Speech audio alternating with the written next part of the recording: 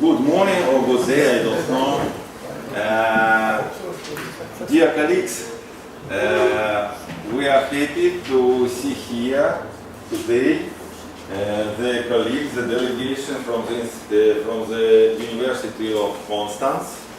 University of Constance is a rather known university in Germany, not very big. Was established in 1968, as far as I remember. What is interesting is that one of the founders of the sociology, faculty of sociology department in the University of Constance is Ralph Dahrendorf. Everybody here knows who is Ralph Dahrendorf, I hope. I would like to introduce you our colleagues, Professor Hinz. He is the Dean of Humanity in the University of Constance. And what is also interesting, Professor Hinz is the supervisor of the PhD dissertation of Ksenia Ursulenko, who remember Ksenia Ursulenko, our former student. He graduated at the same time as you, or not? As you. Okay. So Professor Hinz is the supervisor of Ksenia. So we have this rather close ties between Kyiv University, our faculty, and Constance University. Then also we have here Tina Bargel with his spouse and Monica Schmidt. They represent the group of study of higher education. They study higher education as a sociologist. We can say this is a sociology of education, of higher education. And many years they make this survey not only in Constance University but on the whole of Germany. And they have a very good experience, big databases. And we will continue discussion with Tina, Monica tomorrow and the day after tomorrow, I hope. And today we have the presentation of Professor Hinz. Presentation will be in English. If something will be unclear, I very hope Tanya Brachika will help us as a translator. Professor Hinz will present the topic and so forth. So, yeah. Thank you. Yeah, thank you very much, Professor Bobat, for the friendly introduction and especially for the invitation to come to Kyiv. It's the first time that I'm able to visit your great city, and yeah, thanks for that. And it's a pleasure to be here, and thank you for showing up this morning. I will present first a little bit of some information. It will work in the second one. Let me first give you some information about who is talking to you. I'm a professor of sociology since 2004 at the University of Constance, and my fields of research cover questions of survey methodology, and our project substantively focused on labor market studies and social inequality. And this is only a very small part of Constance sociology. As you can imagine, we have there are 8 professorships now. There was a growth process in the last 5 or 6 years. Up to now we have 8 professorships, 4 are still to be filled. So there's a lot of transformation going on at the moment at our university.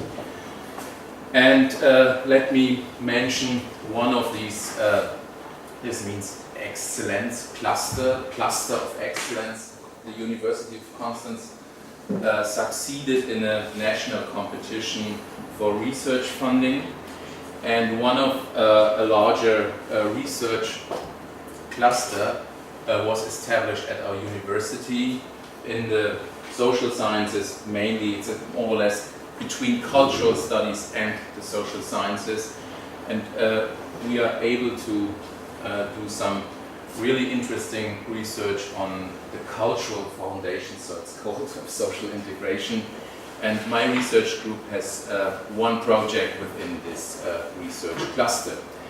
As my dean colleague mentioned, I was elected dean for the humanities. The humanities covering Constance linguistics, philosophy, history, of course, and literature. So it's kind of a funny thing that a guy like me, who's doing statistical analysis, is now dean of the humanities. But I assume my colleagues, they had severe reasons to elect me as their dean for the humanities section. So the research projects at my research group, I have 2 postdocs working with me and 4 PhD students at the moment. The research project at my group focus on labor market issues like precarious employment and regional mobility, that addresses questions why people move or don't move if they they face, for example, unemployment or precarious employment. And this is a big issue in the German labor market.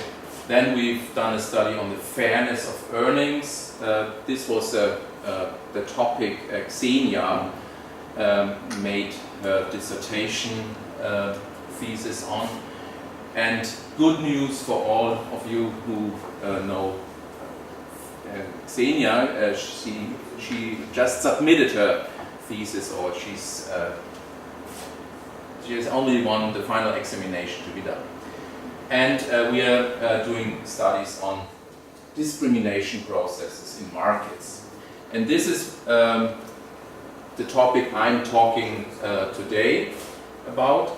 And discrimination in markets means that we have the idea that sociology can contribute to this often dominated discussion on discrimination, dominated by economists. So this is the title of the presentation for today, Context of Condition of Ethnic Discrimination. We did a field experiment in a German housing market, and this is the outline, the usual outline for a talk.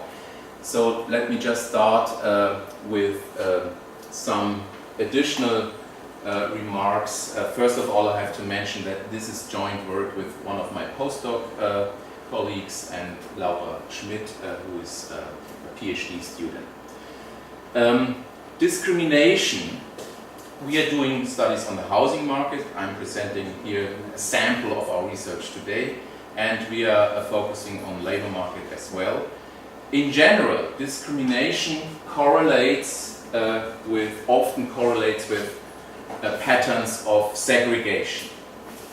And the famous dissertation by Gary Becker first outlined that direct discrimination, that means an unequal treatment of equals, is often abandoned. It's one strategy to circumvent this direct discrimination is to segregate people from each other.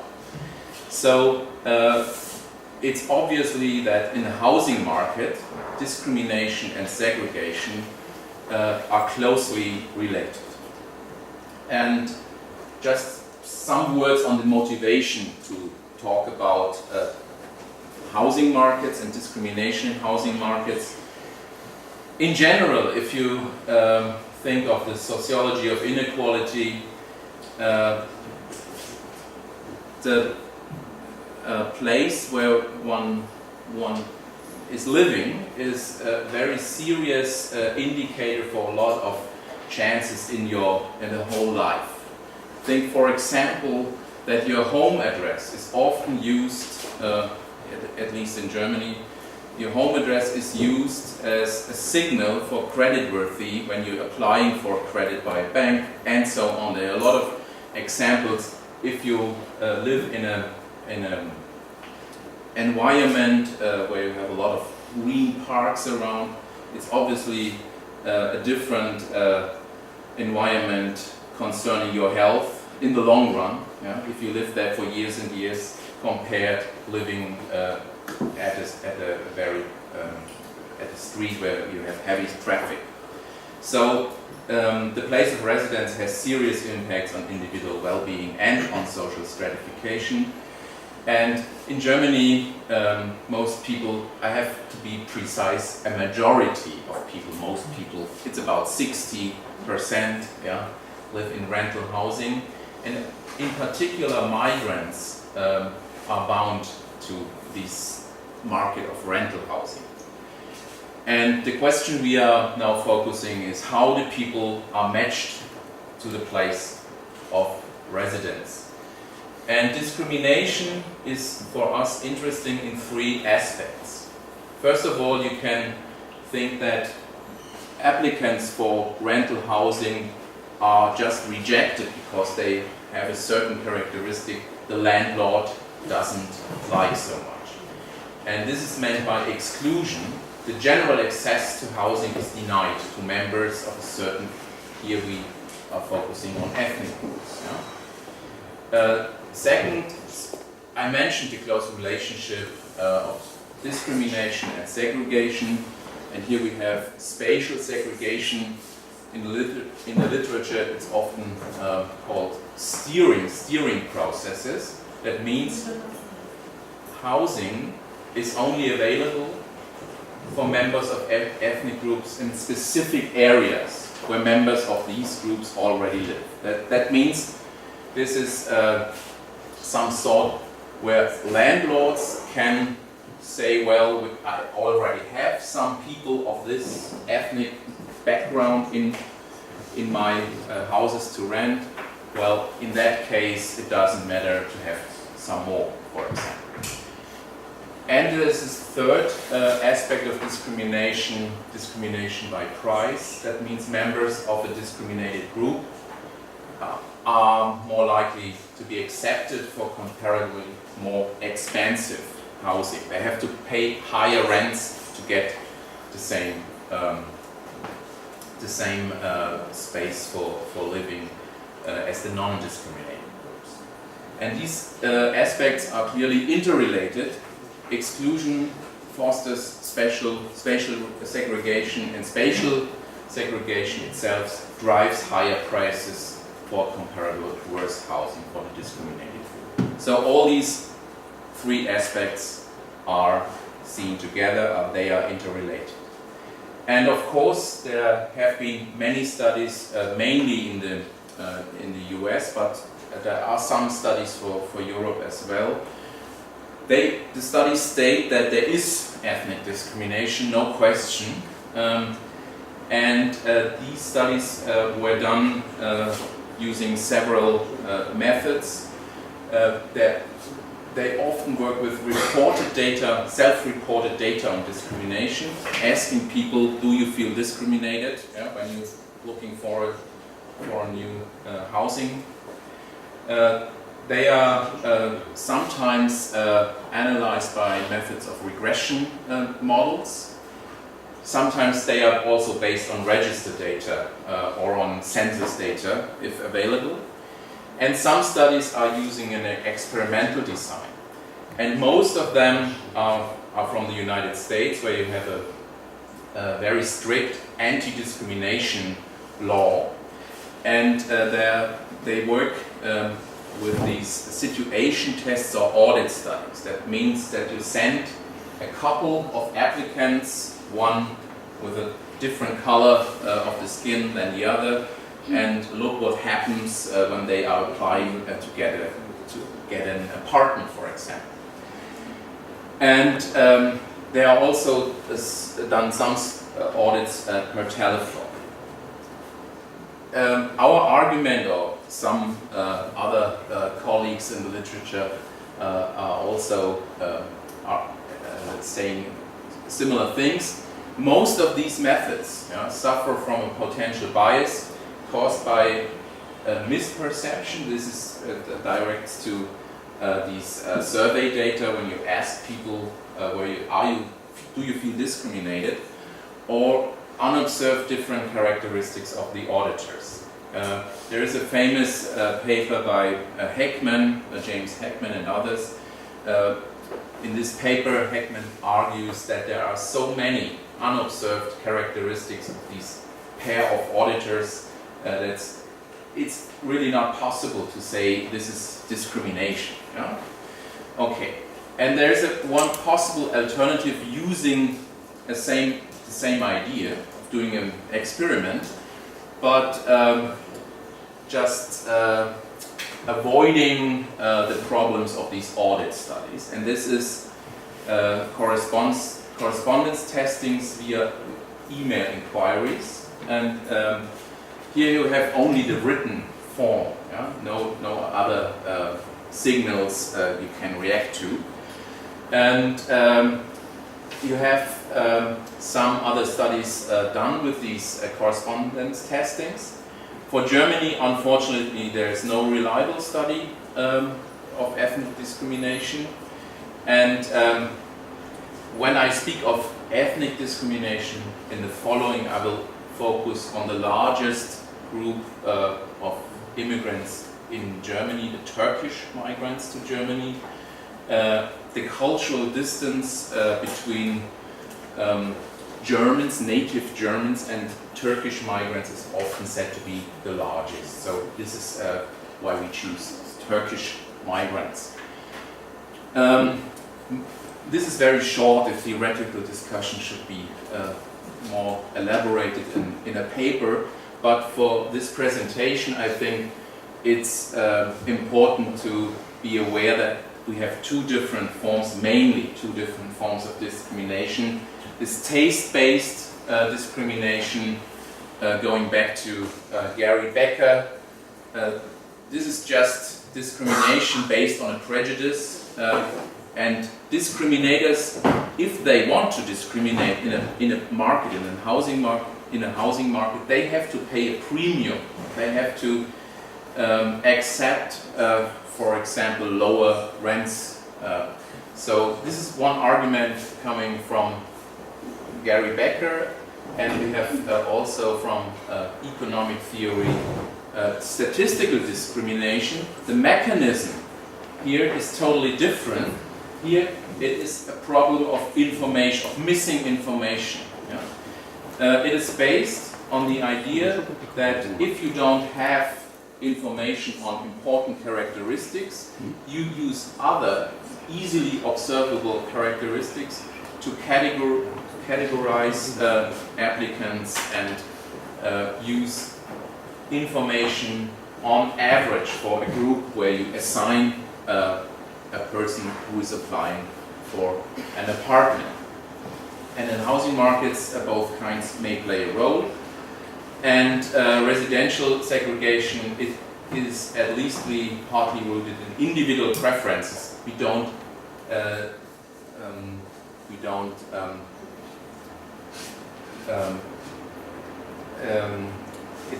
We have to keep it in mind, yeah, that individual preferences of people who are taking a place of residence play a role. But we are focusing on the mechanisms where the landlords, yeah, make a decision on whom they accept. Yeah?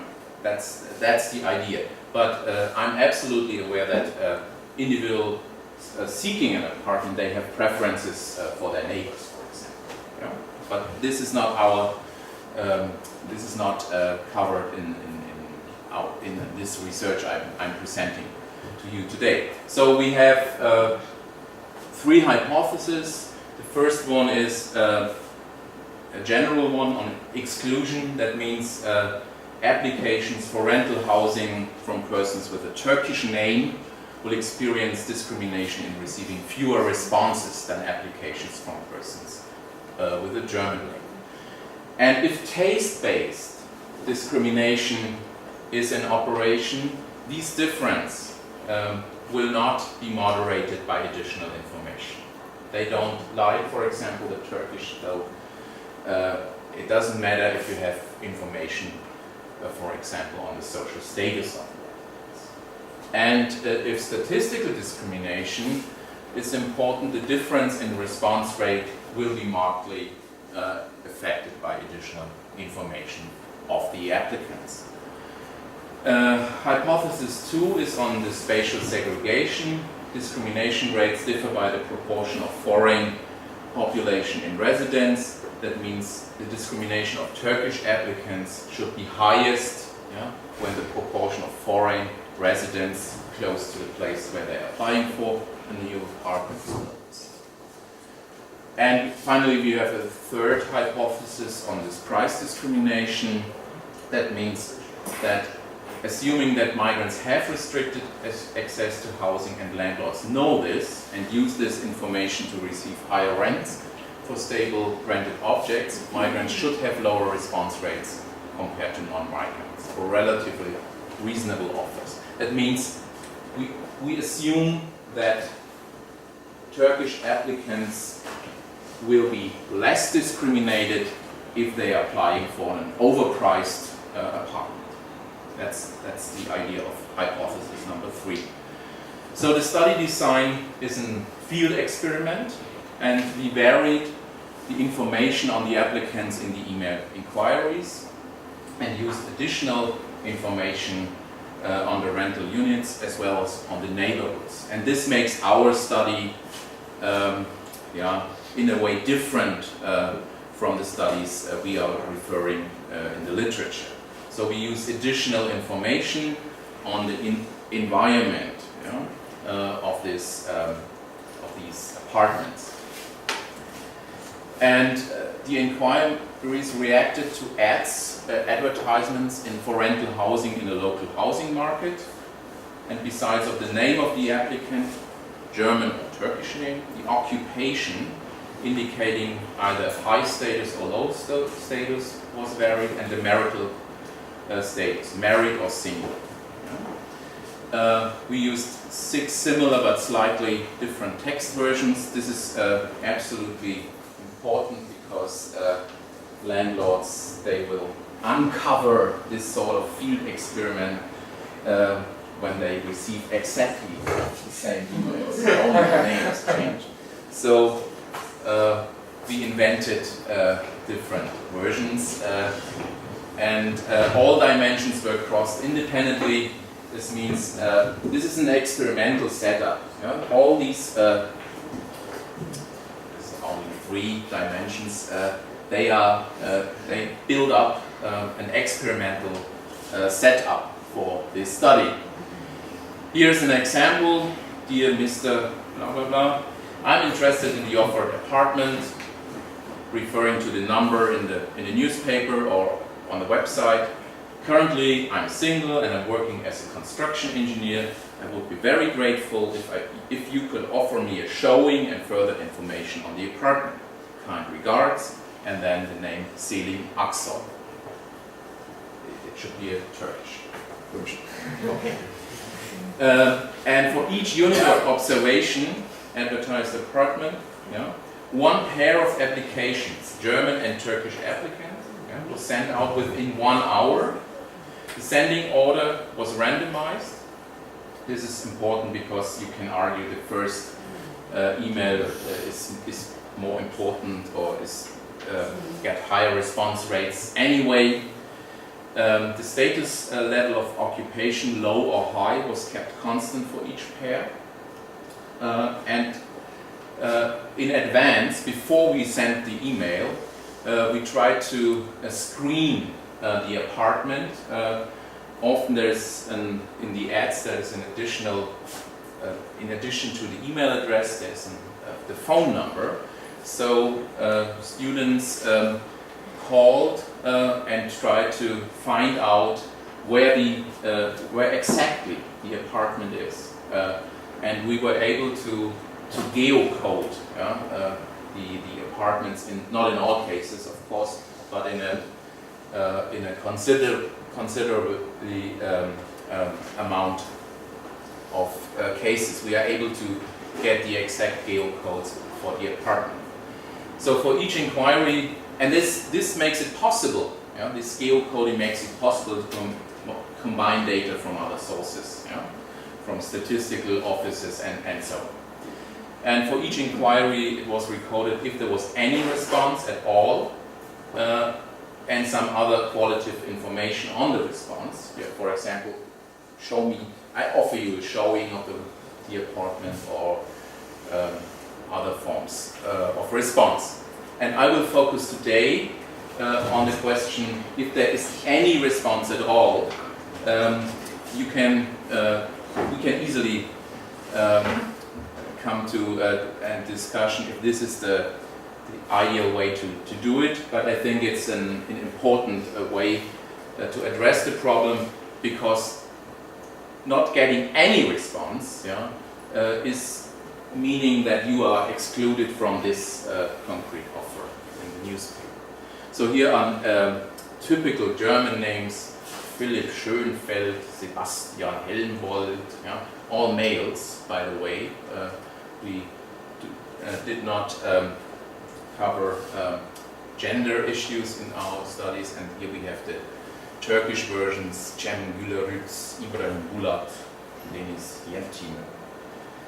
And registering of we looked at advertisements for rental apartments, 2 to 3 rooms in daily newspapers on online platforms.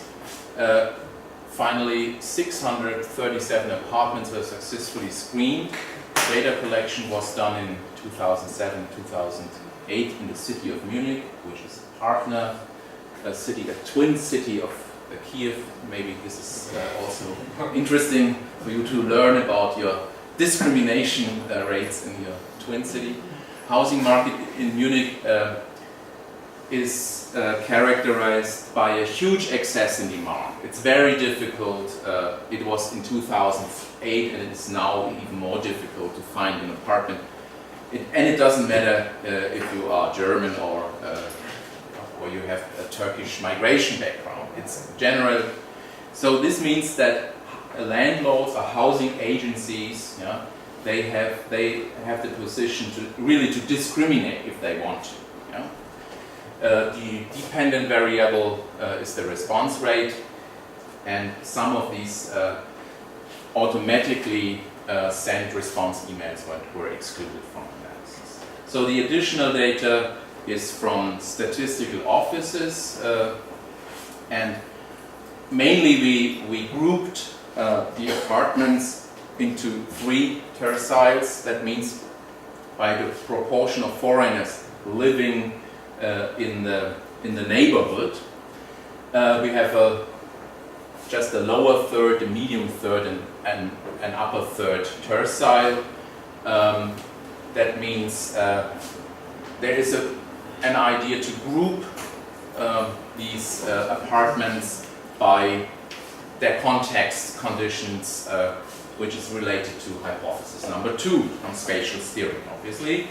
And a same procedure was applied to group the apartments by the price level, and we used information on the number of rooms, on some quality characteristics of the apartments mentioned in the advertisement, and most importantly the place, the location of the apartment. This was a very good predictor for the price level, and we did some regression analysis, and then we were able to, by the residuals of this regression, we could see whether this specific unit is overpriced, is underpriced, according to our assumptions on the dynamics, how price is formed in this housing market. And again, we have an underpriced and an overpriced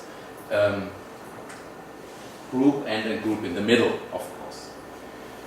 And data analysis is done in a very simple manner. This is a big advantage when you're doing experimental work. You can use rather easy statistics. We have here a gross discrimination rate and a net discrimination rate. That means you only have to weight the number of cases where the majority gets an answer and the minority gets no answer by all inquiries. For the gross discrimination and the net discrimination, you just have here a little variation.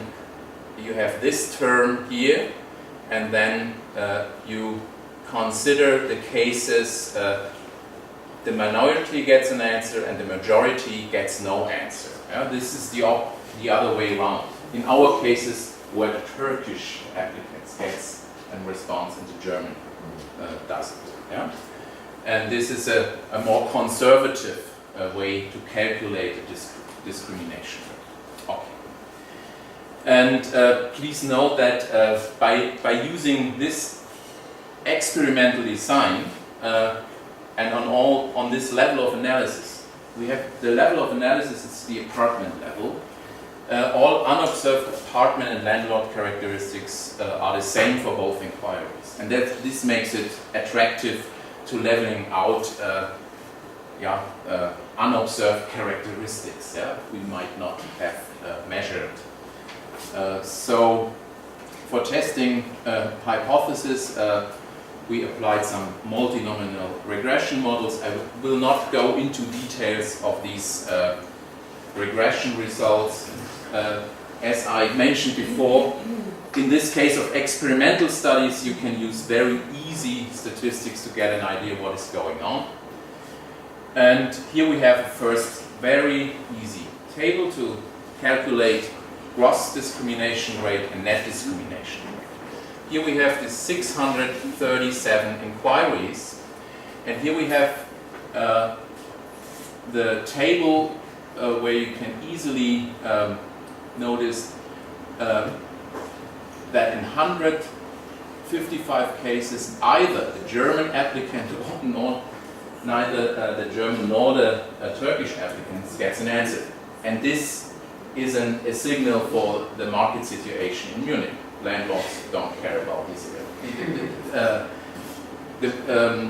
The apartment is rented out when these applications are sent in. And then we have 358 cases where both get a response, and we have 90, and this is the interesting number, 90 cases where the German applicants from the majority gets an answer and the Turkish applicant doesn't.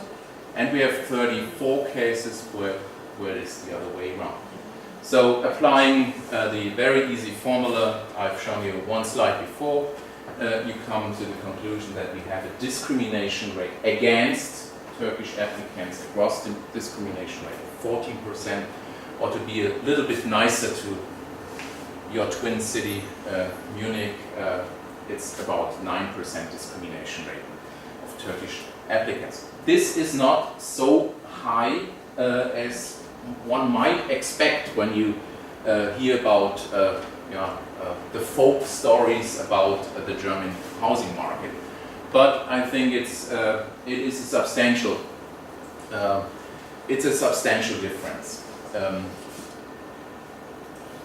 Now we come to hypothesis. The hypothesis when we address the question: is additional information important? And it is important, as we can see, for low status and high status applicants. Note that we mentioned the occupation in the inquiry, and we have these low status jobs bricklayer, motor mechanic, and roofer against high-status applicants, construction engineers, computer scientists, and medical assistants. Yeah, this was the way to operationalize high and low status. And only in the low status condition, the discrimination is remaining. That means if it's going down in the high status, that means social status, signals for social status in these applications obviously override, yeah, the ethnic signal, Turkish versus German. And this is the result, this is mainly the same result done by multinomial regression. For all of you who are interested in the slides, Professor Gorbacic has the slides, and maybe he distributed it already, so I do not go into details of this regression analysis. Now we come to hypothesis number 2, and this is a puzzling result for us, because what we expected was that the discrimination against Turkish migrants is highest when in the neighborhood the percentage of foreigners living is lowest.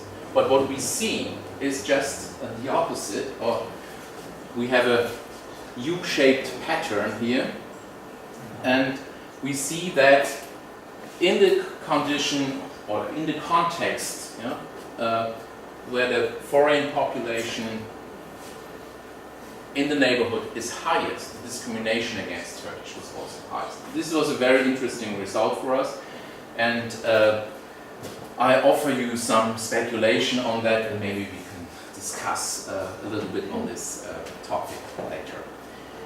And we come now to the third hypothesis, and this is overall in line with our expectation, meaning that we discovered that Turkish migrants are discriminated least when they apply for overpriced options. This is in line with our theoretical arguments. So, and this is again the multinomial model, and here we have average marginal effects, and we don't care about that. Now we have your partner city of Munich with some important spots. This is for the Oktoberfest, this is Marienplatz, this is the River of Isar, this is the Olympic Park, and this is home of Bayern München. As I told you, we were able to geocode, the apartments. And for us it is interesting to see if there is any spatial pattern, in that. Beyond the fact that we found no or even puzzling relationships for the proportion foreigners in the neighborhoods. So these are the tested apartments all over the city of Munich, and now we can see the red points, the red dots mark where there is a discrimination against the Turkish applicants. And on the next slide, we have here the spatial grouping of percentage foreigners, and it's, for me, at least for me, it's not, I'm not able to discover any spatial picture in this.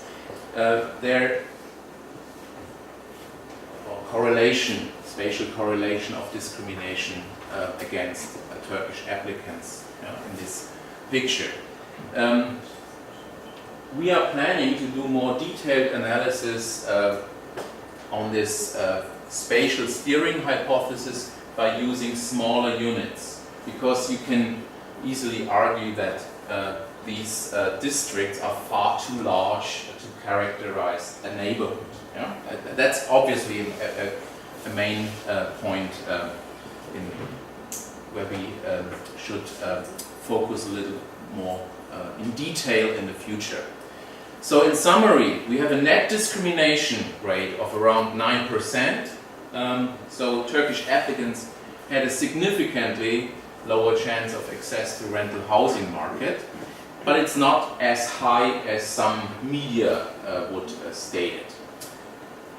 The discrimination rates decreased when applicants signaled a high status, and this is also, I think this is an important result from this kind of study.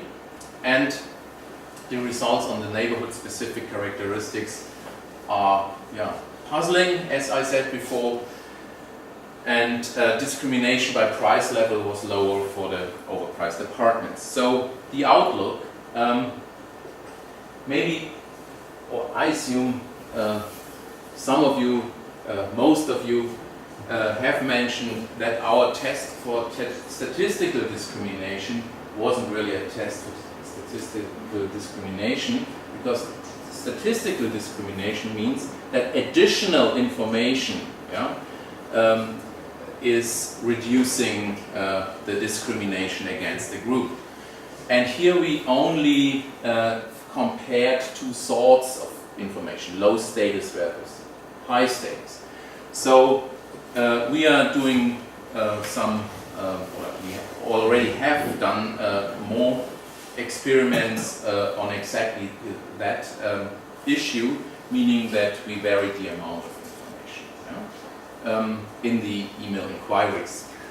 So the second point is that spatial units may be too large to identify processes and consequences of segregation, and we are trying to use these geo-coded data for fine-grained analysis. Maybe it's possible to bring it down to certain blocks where people are living. And of course, you have to have in mind that we are talking about one German housing market, the city of Munich, and there are obviously other cities where the conditions are very different from that one in Munich. For example, in East Germany we have a lot of cities where the situation on the market is just the opposite as it is in Munich. There is an excess in supply for housing. So people leave certain places in East Germany, and there's a lot of apartments are available. And in East Germany, on the other hand, it might be some literature is indicating it that the prejudice against foreigners is higher in other parts of Germany than it's in Munich. So we are also enlarging our study to other rental housing markets in Germany. And of course, as I mentioned during the talk, we are only looking at the very, very first contact in searching of an apartment, because it's just the first one. And the actual discrimination might be much higher. Remember that the majority of pair of applications received, both applicants received an answer. And it might be that the actual discrimination is higher at later stages when they come to the showing and are asked about their family conditions or whatever. So, and actually, we are planning to look at the issue from the other point of the market. We are planning a survey for housing agents and their gatekeeping behavior. This is done by we have a small survey lab in our university, and we are able to to make telephone interviews with exactly the landlords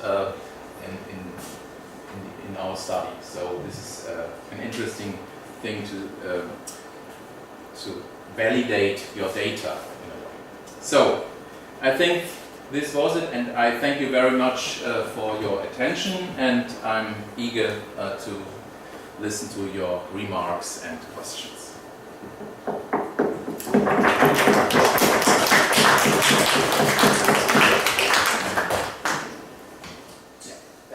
I have two questions. First is how usual it is to find, for landlords to communicate with applicants via email in Munich, because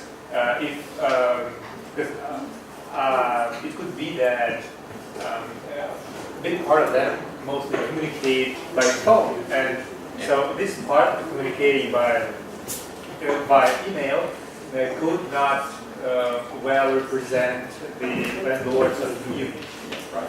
So so it's a question about the limitations of your study. And the second question is that I didn't get it correct when you say about response rates. Yeah. Do you say about any response or only positive response? Then saying that okay, let's come and see. Question. And I would like to, as you offer, I'd like to speculate about the foreigners. So I can think about three parameters. The first is whom do you mean by, the integration of the foreigners. The question is basically how do you define or how do you measure of being a foreigner? Because maybe they could be officially a foreigner, but live in Germany for 10 years and be well totally integrated. Yeah. The second is the ethnicity of the foreigners, because I don't know, maybe it could be, I don't know, the Vietnamese or Serbian, or so it could matter. And another is the let me say the diversity coefficient, because one thing is that a lot of foreigners living is of one ethnic group, and another thing is when there are let's say 10 groups. And a hypothesis could be that they're more diverse in neighborhood. The lower discrimination because it's usual to contact, or the hypothesis could be quite the opposite, but it could affect the discrimination rate. Okay. Yeah, thank you. All these 3 points are very good ones. The first one is on how familiar is it to communicate by email. The vast majority of rental housing is now on the internet. There are platforms and landlords or housing agencies, if they use a marketer agent who's doing the business for the landlord, they are used to it. So only a minority is not using email. So we asked ourselves that, and we found it is now it's the usual way to look for an apartment. Write an email, say, hi, I'm Mr. Hinz, and I'm looking for an apartment, and please get in contact with me. Yeah? So it is. I think it's of course some private landlords might not using this search strategy from the new renters. And we did some. We tried to categorize. Is it a housing agency or is it a private landlord? And we did some analysis on this, and you can guess where the discrimination rates are a little bit higher. Among the private? Among the private, you're absolutely right.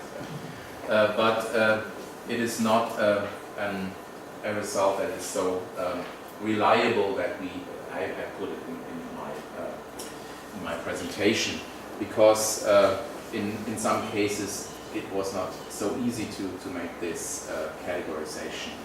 Is it a housing agent? So the second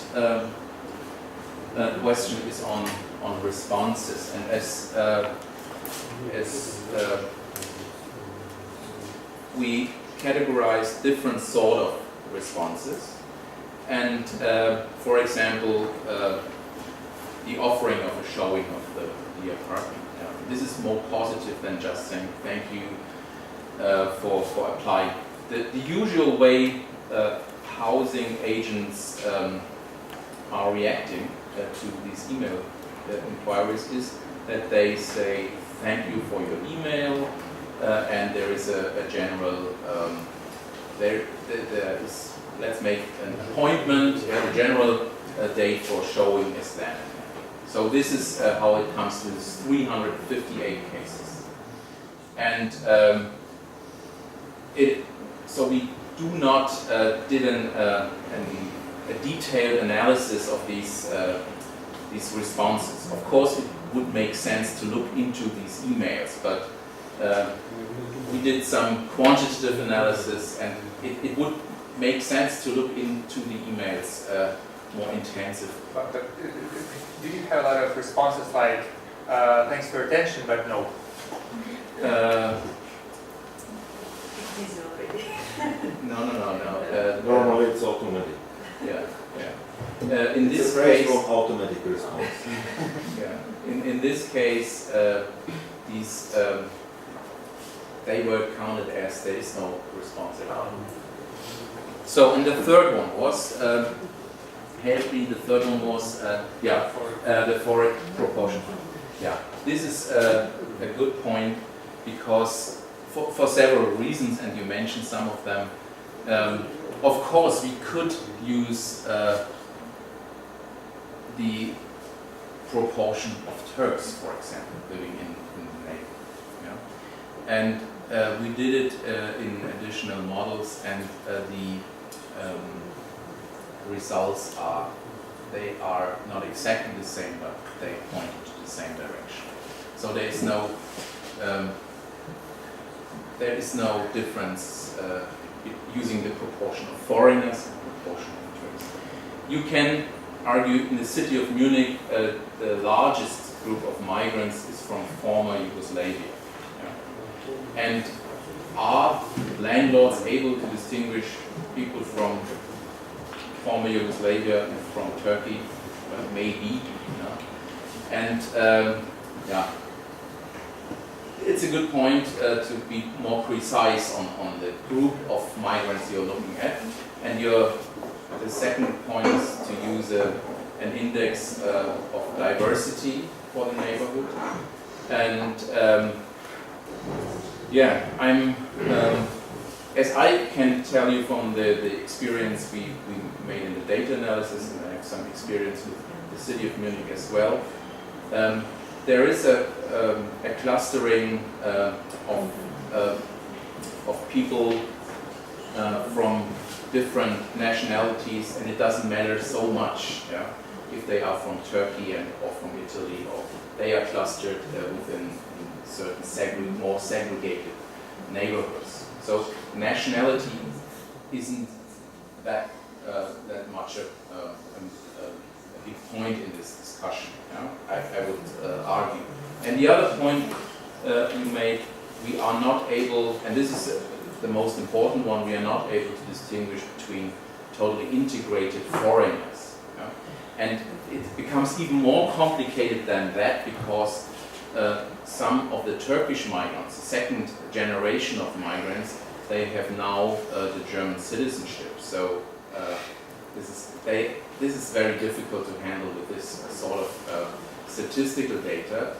The statistical offices of the city of Munich only have the nationality, the citizenship. And here you have to use different methods. For example, you could go to these blogs and look at the names on the doorbells, for example. This would be a way to approach this problem in a way. Short clarifications and one question. Do you consider the nationality or ethnicity of landlords? So if it's more or less discrimination, if they are native Germans or they are foreigners? There was no discrimination, and there was no difference. And there's only a small minority of landlords with a Turkish migration background operating in the market. We did this, but there was no... So we can speak about discrimination on the market of ownership, of house ownership. We are talking about discrimination of gatekeepers. And it's not only the ownership. A lot of owners, they say, well, I use a housing agent to do, for me to do the job, or to outrent my apartment. So we are looking at gatekeepers, different gatekeepers. It's not always the landlord or the landlord. The second clarification is about the prestigious distancing. Is it, what are the methods,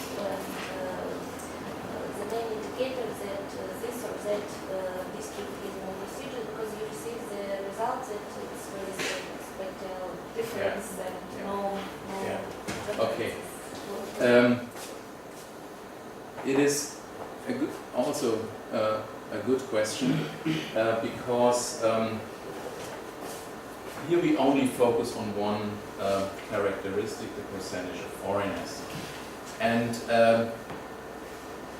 the puzzling result we got on the correlation of percentage foreigners and the discrimination rate may be correlated to some processes going on that some parts of the city where the percentage of foreigners is rather high now became gentrified. They are now more attractive for high status German applicants of a certain age, or they are young urban professionals. They like to live in a multicultural neighborhood, for example, and there are processes of gentrification going on. And of course, it's possible to use other indicators to characterize these districts. Here, for example, the unemployment rate, or unfortunately, we don't have the mean income, for example. It's not covered by the census data. But it is possible unemployment rate and the percentage of people living from social assistance, for example.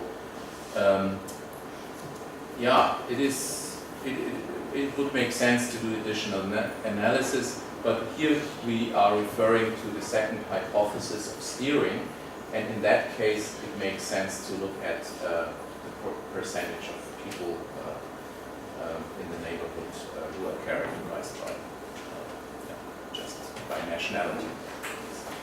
Yeah, your question? Yeah, and the question is about social media, the concept that was developed by Mr.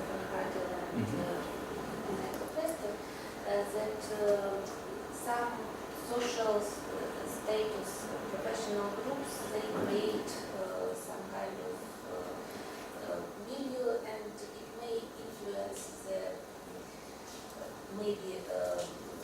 the preferences of searching for some kind of partners. For example, if you are a university professor and you have an appointment in Munich University, you probably find some partner in the district which have where other university professors already live, and also interesting because the German, there are some this milieu concept was based on consumer data analysis in the first time. Right. And this sinus milieu concept is available. You can buy the data. Yeah? This is consumer research data. You can buy it, yeah? And you can also combine it with our geocoded information. So this makes perfect sense to use this as an additional data source. Yeah? Thank you. I have maybe a little bit different question. I am interested, first of all, who selects this topic? How you select the topic of the research? Who finance your research? What is, yeah, it's interesting really just to understand who finance, how you can use the result, or you can propose somebody to use the result, and what is the relationship between professors and PhD postdocs in making such a research. Is this a topic of some PhD student or something else? For me, it's just interesting. This one. And second question is much more technical. As I see, Nagelkranke pseudo-R square is rather low for this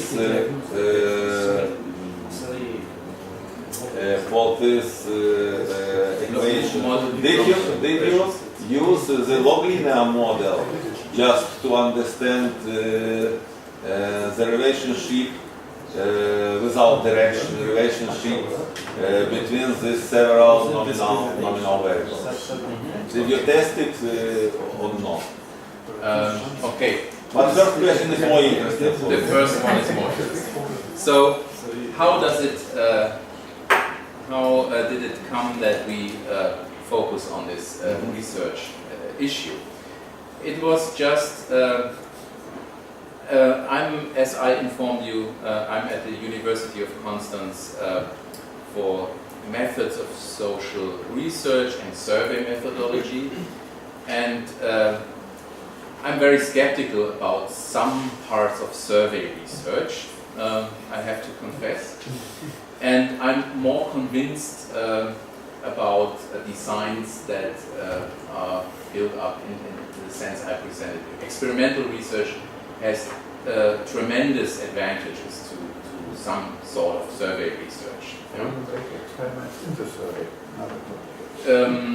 This was a field experiment. This was a field experiment, and you can also combine survey research with experimental research. And we are doing this, for example, in the work where Xenia contributed to the fairness of earnings. So I was a little bit unsatisfied with survey research, and I was thinking about, well, some issues like discrimination, for example, are sensitive issues, and if you have a sensitive issue and you want the real, you want data on the real situation, do an experiment. It's often the better way to do it. And in addition to this motivation, it came to my research group the idea that the housing situation, the social conditions where people live, residential segregation, is often neglected in studies of social inequality. I think it's very important. It's an important issue, and there was we were interested on this field, on how the place where you live influence other social inequalities in the life course. And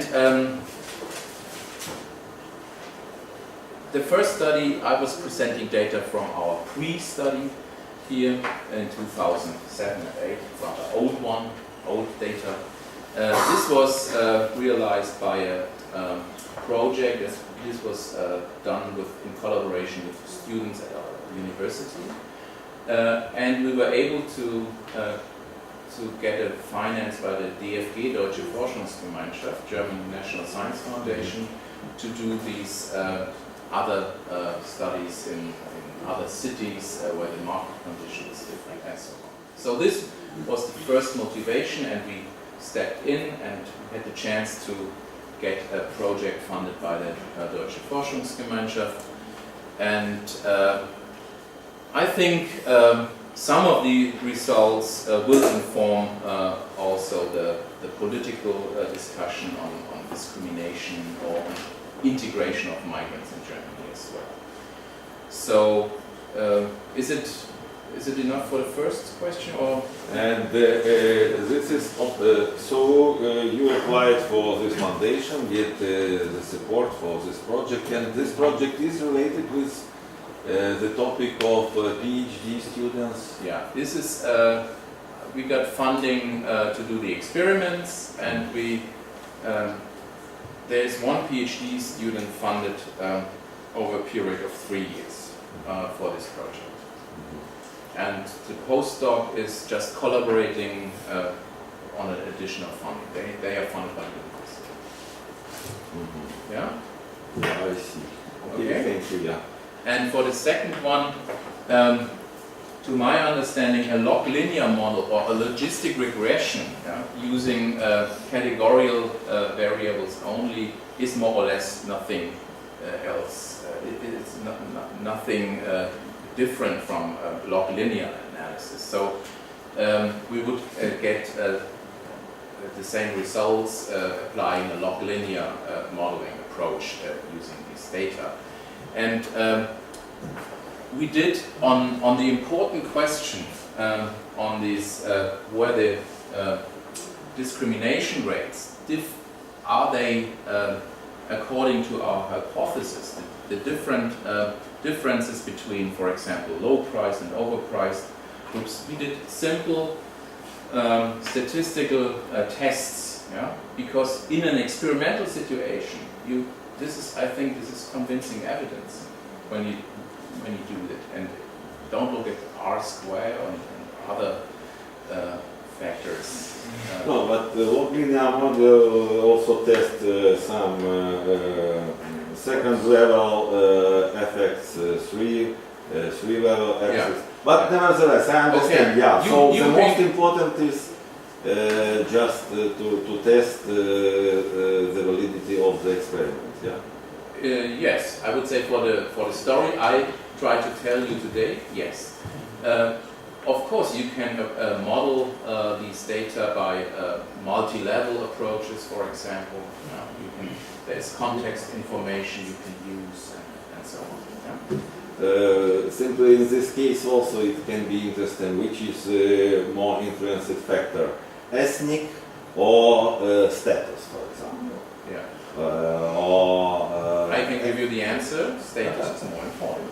Status is more important. Now in Germany. In this study, as you've seen in our results, status is more important. Yeah, just if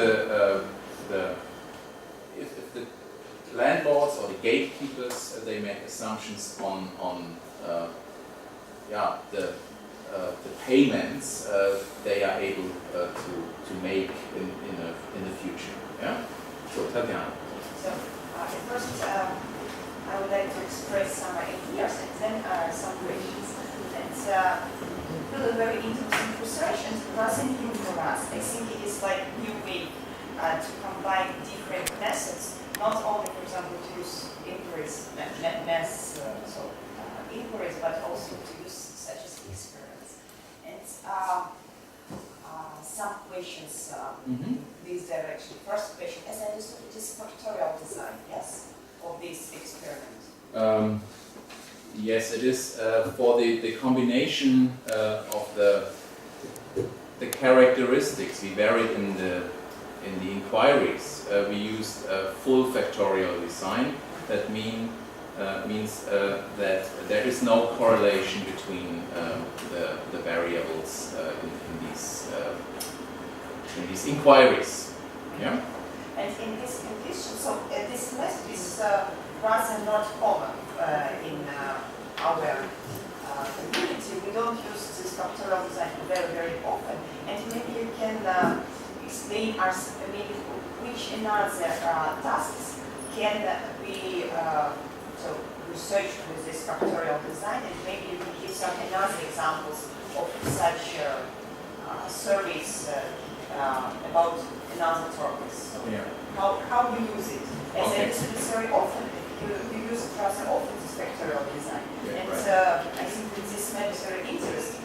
Yeah. Maybe you can give us more information about this method and example. Factorial design. Okay. Here we have, this makes it a little bit different from the factorial design studies we are doing in other research areas. Here we have, the main idea is we are doing a field experiment. And within the field experiment, we are applying this variation of characteristics by a full factorial method. Yeah? And the combination of a factorial survey design, yeah, in a survey would allow you, for example, to study the fairness of earnings. As I mentioned it before, and Xenia was doing her PhD thesis on that issue, you present vignettes. It's called vignettes. It's an example. You are describing a situation or a person by certain characteristics. In the case of the fairness of earnings, you have the characteristics of gender, age, occupation, family situation, achievement at work, and so on. Yeah? And you ask the respondent in the survey on his or her evaluation whether a certain amount of earning an employer is paying to that person described in the vignette is fair or unfair, and you have a scale, an 11-point scale or whatever. Yeah? Or some people use magnitude scales for this. And this is one example where you can use this factorial survey. And you can combine these characteristics. This is very important when you set up such a factorial survey, that you have a certain idea how to combine, yeah, the factors in the vignettes. And there are certain strategies to get good results, better results than just by random selection and so on. And other research areas addressed with factorial survey were, for example, evaluations, which persons should earn a new organ. If a transplantation of the liver is, for example, discussed, yeah, you can describe the situation. Yeah, this person is single, he's married, and so on, and you can make evaluations on the justice, yeah, in this case of decision. And you can use it in decision situations where you make a decision as well. You have choice experiments, it's called. It's more or less the same. Conjoint analysis is a very related strategy to analyze situations. Yeah? You present different choice sets to the respondents and ask them what they prefer. And you are using the same experimental logic. Yeah? Okay? One more question, Yeah. more general. Yeah. As I said about mixed mode, to combine different methods, and as I understood, you have such experience of combination. Could you, please, if you have such experience, describe this? I mean, for example, combination of email and face-to-face or telephone face-to-face. Do you use this or not? Or what do you think about this? Mixed methods, yeah. I think the future of survey research has to be aware that we have different ways to approach our respondents, because the usual way to do it on a telephone, for example, to my impression, it only works in very specific situations to a satisfactory degree. Yeah? Telephone surveys are very hard to realize, so it is very important to think about new ways to approach your respondents. For example, at the city, for the city of Constance, we have done surveys, annually surveys. We invite people registered at the city of Constance to participate, and we invite them and say, well, there's an online platform, please register, and there's a code where you can register. And if they don't like it, because they are not able to do it, they have the option to choose a written questionnaire made to them. So there is a choice for the respondent what mode. I think this is the important thing. The respondent should be the person, or should be the one who makes the choice what mode is adequate for him or her to be surveyed. Where did you invite respondents? We draw a random sample from the register and invited people. No, we send a letter. We send a letter with a code. Yeah? And of course, we did it last year for the elderly in Constance, 60 plus, and they had the option that an interview is coming. Options. Yeah. What's the response rate of this yearly survey? It is. When we started, it was really good. It was 40%, and yeah, this is for Germany. This is a really good response rate, and now it's going down to 25%. Internet methods of research, online research, is it popular practice or not? Yeah, it is popular practice, of course. You can use, for example, social networks for just distributing your questionnaire, for example. I think an important question is that you, as a researcher, have to be aware that how important is the sample. Yeah? Is sampling an important issue? And for many experiments, sampling is not that important because you have this treatment, or the idea of the treatment factor. And but if you think, and you can do experiments on the internet as well, yeah? And if this is the case, I would say this is a good way to do research. Yeah? But if you have to be in a situation that you want to conduct some statistical tests on your regression coefficients, sampling is very important. The sampling strategy, it's ex post facto design, it's a totally different approach, and then I would assume, but I have no personal experience on that. I would assume that sampling over the internet is still rather complicated.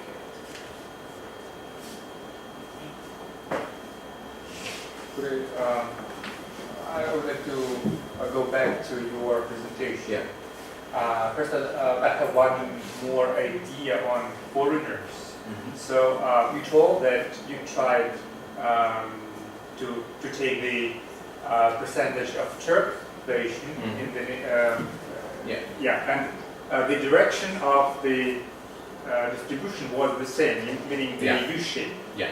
So I think you definitely know about the phenomenon when, for example, Mexican Americans of the second generation, especially who are middle class, they oppose Mexican immigration.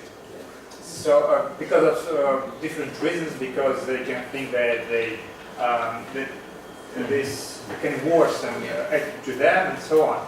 So I think it would be an interesting idea not only to take the percentage of Turks, but also to take a proxy of social status, for example, by the rent amount, by the expense. And for example, by the approximate the integration, for example, by average years of in Germany. Yeah, that's a good idea. Yeah. And another question that I have, that I don't think that I'm really convinced that occupation status matters more than ethnicity. Could you please go back to this slide where you have tables divided by the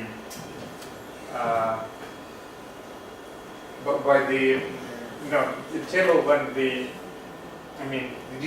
distribution, and we can see that let's say German discrimination is almost the same in both cases, but here the fall from low status, Turkish discrimination, to high status is less than half, from 18% to 10%. So the 10% of discrimination is still persisting for ethnic, for ethnic groups. So that's true. Yeah. So could we then think that still ethnic discrimination, at least in this design, matters more than occupation status? Okay. If you're looking at the changes of the discrimination rates, then you see that the net discrimination rate for this part is going down, is going up, and for the high status group, it's going down to 5%. It's half from the 9%. And here it's going up. And if you're doing an analysis on the level of the inquiries, not on the department level, you can figure out you can compare regression coefficients or something like that. You can compare it, and you can make a comparison of the ethnicity of the applicant and the social status. And I referred to this not shown result on the level of apartments, that the social status matters more than maybe my contribution to this discussion was I was too bold to state this in that way. I agree that I should be more careful, but I think I was trying to say that social status overrides this signal of ethnicity. And I would say this table is supporting my okay. I have a question, maybe some practical question. So this is a really very empirical but very useful results. And do you have some communication on the base of these results with, for example, authority of Munich, and to show them such situations with discrimination, and was it some influences, for example, in policy or not? How it's work about your research? Maybe not about only this research, but this is topic very ideal topic for us, how to communicate and how about the life of our results after research, and how did it work with your researchers? With this particular and with others? Yeah, this is also very interesting because in that case you are among the first ones on this planet to whom I present the results. The story is, this is ongoing research. This is, even if the data is from 2007, 2008, we did not want to uncover these field experiments too early because the research is still going on. And if you inform landlords and, about this field research, I have to say that we before we went into the field, before we have done the experiments, we discussed it with the Commission on Ethical Questions at our university. This was a very important step. We wouldn't have get the funding from the Deutsche Forschungsgemeinschaft if we did not discuss the questions. This is deception in a way. We are lying, okay, but there's a trade-off. It's an interesting and important research question. And the amount of time a landlord is investing for answering an email, it's considerable, and making this trade-off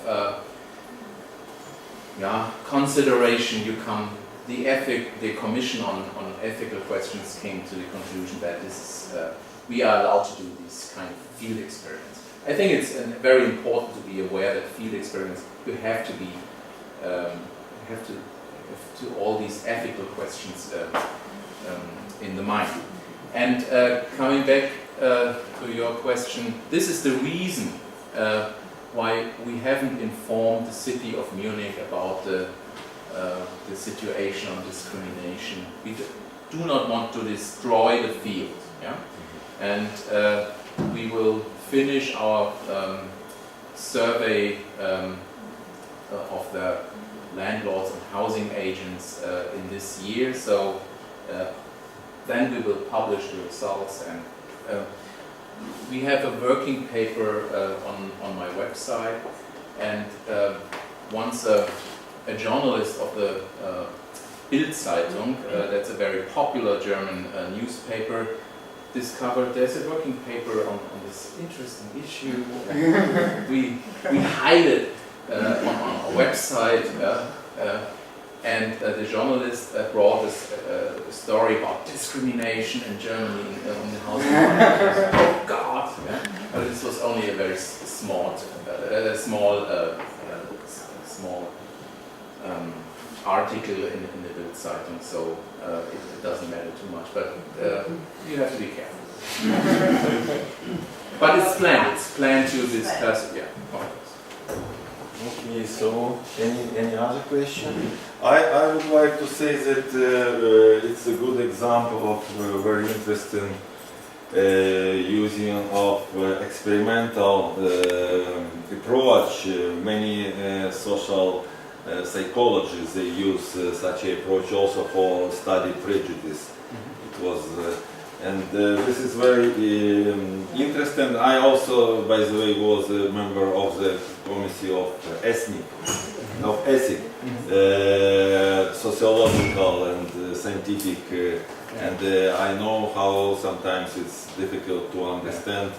Is it really good or not good? And would you have allowed us to do some research here? Why not? But why not? But for me, it's also very interesting just to show our postgraduate students that what is the way how to find the professor, how to find the topic. Normally, as you see, topic is must be financed. If you want to make some empirical research, you need to find some finance support. It means that you need to find a good contact with professor. The topic has to be really interesting for somebody, at least for the expert of some scientific foundation, and it's a way how this scientific group of scientific collective group of people find each other and start to work. So it's as you see, it's a question. It's also not only problem for our reality, but also the problem for German students. And as you see, Ksenia now is finishing, but she will make a long way because it was not so easy. So, thank you very much for this interesting presentation, and for me, what is important just for everybody to think how we can continue a cooperation with Constance colleague. How we can find, like maybe making such a survey, such an experiment in Kyiv. If somebody will start the fundraising, make a group of people and produce such a project, it can be good example of cooperation. So for me it's very important to make a signal for everybody that we are interested to continue cooperation, and it's not only initiative of the dean or some head of the chairs, but also for the professors, associate professors, and even for PhD students. So thank you very much for your presentation. Thank you for your question and comments. Okay, so today our presentation is finished. Thank you.